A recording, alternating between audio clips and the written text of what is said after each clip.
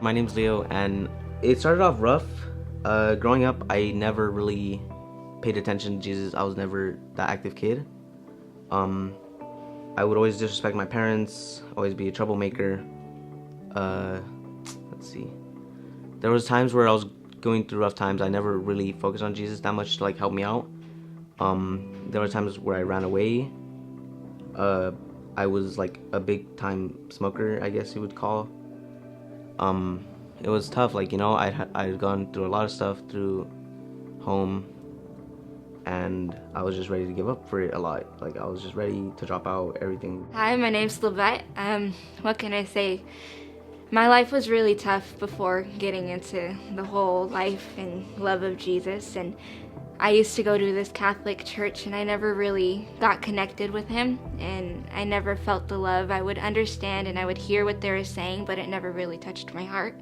I stopped going for a year, and I think that was the hardest time of my life, where I had to deal with depression and anxiety and bad relationships and trouble with my family, and it was hard. And I remember I would stay up until 3 o'clock in the morning just crying, but then putting on a happy face in the morning, and I used to think I could hide it from everyone.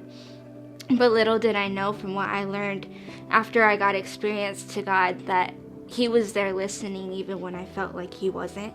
And he's the one who kept me going, and though I did not believe he was there, he was with me every step of the way. My name is Edson Reyes, but my actual name is, my people actually know me, is Tyreek Reyes. I was born in Compton, LA. I was there until I was 12, I believe. By the age of 7, I've seen my dad get arrested, go to prison. By 11, I ended up getting jumped in.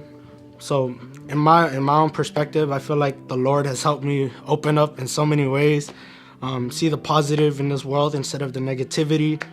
Because, being in a gang at a young age, like 11, is crazy for certain people, especially for me. And a lot of people don't see there's a different way out besides, oh, you have to be in a gang to look tough. You don't have to look tough for nobody. Hi, I'm Alexandra, but my friends and family call me Lexi. Before I found who I was, before I started coming to any church, before I found Jesus, I was I guess you would say the problem child. I was not listening.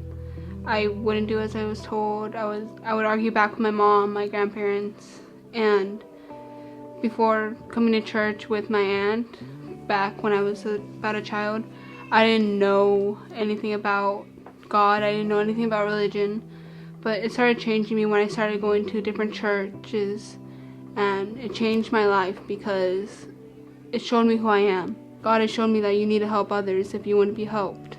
Treat others how you want to be treated.